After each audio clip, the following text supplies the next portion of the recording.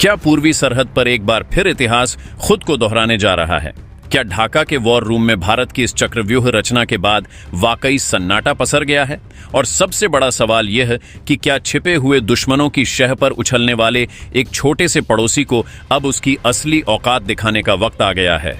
नमस्कार दोस्तों, आज की इस बेहद सनसनीखेज और रणनीतिक रिपोर्ट में हम सरहद की उस जमीनी हकीकत का एक एक पन्ना आपके सामने खोलने जा रहे हैं, जिसे सुनकर आपका खून खौल उठेगा और भारतीय होने के नाते आपका सीना गर्व से चौड़ा भी हो जाएगा। सरहद पर मचे इस पूरे घमासान की क्रोनोलॉजी को अगर गहराई से समझना है तो हमें उस सुबह की तरफ चलना होगा जब भारत बांग्लादेश सीमा के एक बेहद संवेदनशील और रणनीतिक इलाके में रोज की तरह शांति दिख रही थी। भारत सरकार और हमारे गृह मंत्रालय के कड़े निर्देशों के बाद सीमा सुरक्षा बल की निगरानी में वहां पर अत्याधुनिक स्मार्ट और एंटी कट कंटीले तारों की फेंसिंग का काम युद्ध स्तर पर चल रहा था।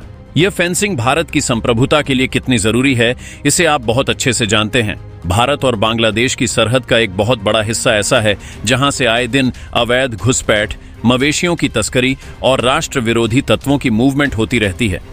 इसी नापाक हरकत पर पूरी तरह से लगाम लगाने के लिए भारत वहां लोहे और कंक्रीट की मजबूत सुरक्षा दीवार खड़ी कर रहा था, लेकिन सीमा पार बैठे बांग्लादेश के सैन्य हुक्मरानों और वहां के कुछ कट्टरपंथी उपद्रवियों को भारत की यह अचूक सुरक्षा व्यवस्था फूटी आंख नहीं सुहा रही थी।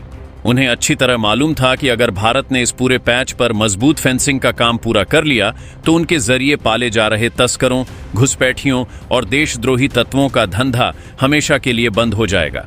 इसी बौखलाहट और बौखलाए हुए गुस्से में आकर बांग्लादेश की तरफ से भारी तादाद में आए स्थानीय उपद्रवियों ने, जिन्हें वहां के स्थानीय सुरक्षा बलों का पूरा बैकअप और शह हासिल थी, हमारी सीमा के करीब आकर भारी हंगामा शुरू कर दिया।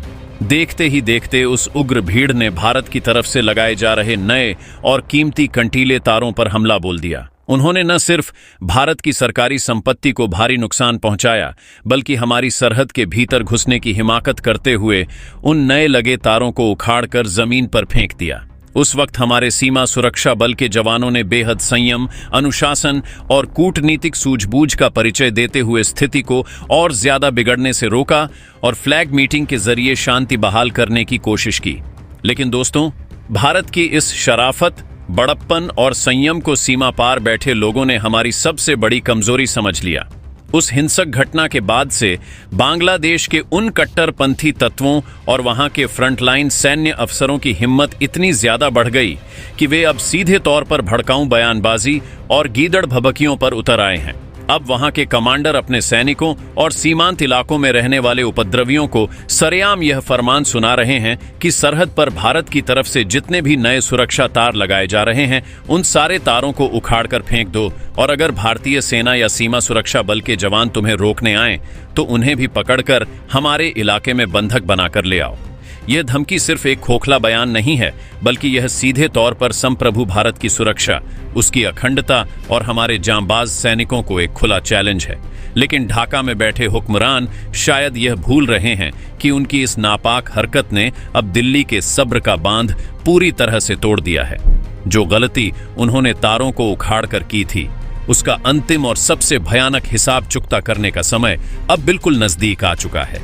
दोस्तों, आज अगर एक छोटा सा देश हमारे सामने खड़े होकर हमें लाल आंखें दिखाने की जुर्रत कर रहा है, हमारे वीर जवानों को पकड़ने का खुला ऑर्डर दे रहा है, तो हमें आत्ममंथन करना होगा। इतिहास के पन्नों को पलटकर देखना होगा कि आखिर हमसे कूटनीति के पटल पर ऐसी कौन सी ऐतिहासिक चूक हुई थी जिसकी सजा आज हमारी सरहदें और हमारे जवान भुगत रहे हैं। याद कीजिए उस ऐतिहासिक दिन को जब भारतीय सेना के प्रचंड पराक्रम के सामने पाकिस्तान के 93,000 से ज्यादा सैनिकों ने घुटने टेक दिए थे। यह दुनिया के सैन्य इतिहास का सबसे बड़ा और ऐतिहासिक आत्मसमर्पण था।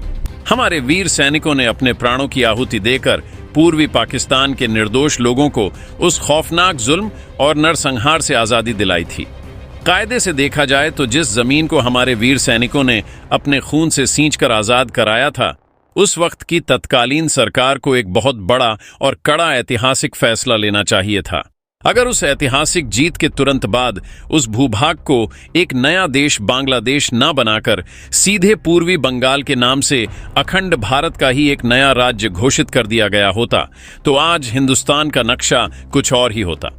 ना तो आज हमारे देश के टैक्स पेयर्स का अरबों खरबों रुपया इस पूर्वी सरहद पर फेंसिंग लगाने और उसकी सुरक्षा व्यवस्था देखने में खर्च होता, ना ही सीमा पार से होने वाली अवैध घुसपैठ का कोई सिरदर्द होता, और ना ही आज कोई छोटा सा पड़ोसी देश हमारी सीमा सुरक्षा बल को आंखें दिखाने की जुर्रत कर पाता। यह एक ऐसी ऐतिहासिक भूल थी जिसका खामियाजा हमारी आज की पीढ़ियां भुगत रही हैं। लेकिन ढाका में बैठी वर्तमान हुकूमत को यह बात बहुत अच्छे से और साफ साफ समझ लेनी चाहिए कि इतिहास बदला जरूर जा सकता है, लेकिन भूगोल को दोबारा लिखने की ताकत आज भी सिर्फ और सिर्फ महान हिंदुस्तान के पास ही है। अगर बांग्लादेश यह सोच रहा है कि वह भारत की शराफत, उसके भाईचारे और पड़ोसी धर्म का फायदा उठाकर हमेशा बचता रहेगा, तो वह अपनी जिंदगी की सबसे बड़ी गलतफहमी में जी रहा है। जो देश अपनी सैन्य शक्ति और अदम्य साहस के बल पर पूर्वी पाकिस्तान का नामो निशान मिटाकर दुनिया के नक्शे पर एक नए देश का निर्माण करवा सकता है, उस महाशक्ति के लिए आज के दौर में वापस उसका नक्शा बदलकर उसे पूर्वी बंगाल में तब्दील करना कोई बहुत बड़ा या नामुमकिन काम नहीं है। भारत ने हमेशा अपना पड़ोसी धर्म निभाया है, लेकिन अगर हमारी पीठ पीछे बार बार धोखा दिया जाए और हमारे जवानों को धमकी दी जाए, तो नया भारत पुराने पन्नों को पलटने में तनिक भी संकोच नहीं करेगा। अब वक्त आ चुका है कि सीमा पार बैठे उन तमाम भारत विरोधी रणनीतिकारों को उनकी असली औकात और भारत की वास्तविक सैन्य क्षमता का कड़ा एहसास कराया जाए। तो दोस्तों, अब सबसे बड़ा सवाल यह उठता है कि अचानक इस छोटे से देश की हिम्मत इतनी ज्यादा कैसे बढ़ गई कि वह हमारी सरहद पर आकर ऐसी दुस्साहसिक वारदातों को अंजाम देने लगा है। अगर आप इसके पीछे के जियोपॉलिटिकल यानी भू राजनीतिक चक्रव्यूह को समझेंगे, तो आपको साफ साफ दिखाई देगा कि इसके पीछे ढाका का अपना दिमाग नहीं है। इसके पीछे असल हाथ बीजिंग और इस्लामाबाद का है, जो पिछले कुछ समय से इस पड़ोसी देश की जमीन का इस्तेमाल भारत के खिलाफ एक परोक्ष युद्ध यानी प्रॉक्सी वॉर के रूप में करने की नापाक कोशिश कर रहे हैं। खुफिया रिपोर्टों के मुताबिक पाकिस्तान की खुफिया एजेंसी और चीन की कम्युनिस्ट पार्टी पिछले कई महीनों से वहां के भीतर सक्रिय कट्टरपंथी संगठनों और कुछ सैन्य अधिकारियों को भारी फंडिंग, आर्थिक मदद और आधुनिक हथियारों की सप्लाई कर रहे हैं। चीन का मकसद बहुत साफ है। वह चाहता है कि भारत अपनी पूरी ताकत और ध्यान लद्दाख और अरुणाचल प्रदेश की वास्तविक नियंत्रण रेखा पर केंद्रित ना कर सके। इसलिए वह भारत को इस पूर्वी मोर्चे पर उलझा कर रखना चाहता है। इसी नापाक शह और भीख पर आकर उन्होंने हमारी फेंसिंग को निशाना बनाया, लेकिन वे यह भूल गए कि जब बात राष्ट्र की अखंडता और सुरक्षा पर आती है, तो भारत किसी भी मोर्चे पर रत्ती भर भी ढिलाई नहीं बरतता। सीमा पार रची जा रही इसी बड़ी अंतर्राष्ट्रीय साजिश को भांपते हुए नई दिल्ली के साउथ ब्लॉक में बैठे हमारे गृह मंत्री अमित शाह ने बिना एक पल की देरी किए देश का सबसे बड़ा सैन्य पासा फेंक दिया है। इस समय की सबसे बड़ी और एक्सक्लूसिव खबर यह है कि गृह मंत्रालय के सीधे आदेश पर भारतीय सेना और केंद्रीय सुरक्षा बलों के 60,000 से ज्यादा घातक और पूरी तरह से अत्याधुनिक हथियारों से लैस जवानों को पूर्वी सरहद के लिए रवाना किया जा चुका है और वे तैनात हो रहे हैं। यह कोई सामान्य या रूटीन तैनाती नहीं है। इस विशेष टुकड़ी में सेना के उन घातक कमांडो और जवानों को शामिल किया गया है जो किसी भी विषम परिस्थिति में दुश्मन के छक्के छुड़ाने और सर्जिकल स्ट्राइक करने में माहिर हैं। गृह मंत्री अमित शाह ने फ्रंट लाइन पर मोर्चा संभाल रहे भारतीय कमांडरों को जो निर्देश दिए हैं, वे आज के नए भारत की बदलती और आक्रामक सैन्य नीति को साफ साफ बयां करते हैं। उन्होंने साफ और कड़े शब्दों में ऑन ड्यूटी अधिकारियों से कहा है कि अब फ्लैग मीटिंग बुलाने या कागजी विरोध दर्ज कराने का समय पूरी तरह खत्म हो चुका है। सरहद पर जो कोई भी जिस भाषा में समझे उसे उसी की भाषा में बहुत बढ़िया से समझाओ। अगर समझाने के बाद भी वे सीधे रास्ते पर नहीं आते हैं, तो आगे उनके साथ क्या सलूक करना है, यह पूरी तरह सेना खुद ही तय करे। सेना को मिली इस खुली छूट यानी फ्री हैंड का मतलब आप और पूरी दुनिया बहुत अच्छे से समझती है। जब हमारी सेना को फ्री हैंड मिलता है, तो वह सरहद पार बैठे दुश्मनों के बंकरों, उनकी चौकियों और उनकी हेकड़ी का क्या हाल करती है, यह बात किसी से छिपी नहीं है।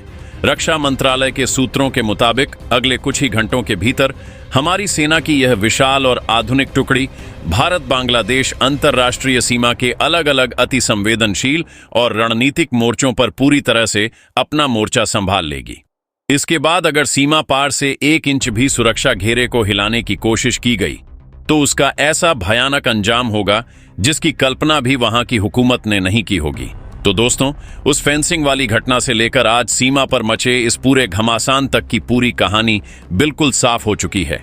आज का नया भारत अपने आत्मसम्मान, अपनी सीमाओं की संप्रभुता और अपने वीर जवानों की सुरक्षा से खिलवाड़ करने की इजाजत दुनिया के किसी भी देश को नहीं दे सकता। चीन और पाकिस्तान की नापाक शह पर आकर जिस तरह इस पड़ोसी देश ने हमारी सरहद पर कंटीले तारों को उखाड़ने और हमारे जवानों को पकड़ने की धमकी देने का दुस्साहस किया है, उसने दिल्ली के सब्र का बांध पूरी तरह से तोड़ दिया है।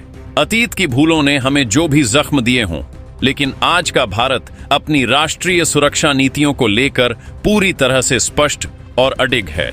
गृह मंत्री अमित शाह द्वारा सीमांत इलाकों में भेजी गई 60,000 जवानों की यह महासेना और उन्हें दी गई पूरी छूट इस बात का जीता जागता सबूत है कि अब भारत केवल कागजी विरोध दर्ज नहीं कराएगा, बल्कि सीधे एक्शन लेगा।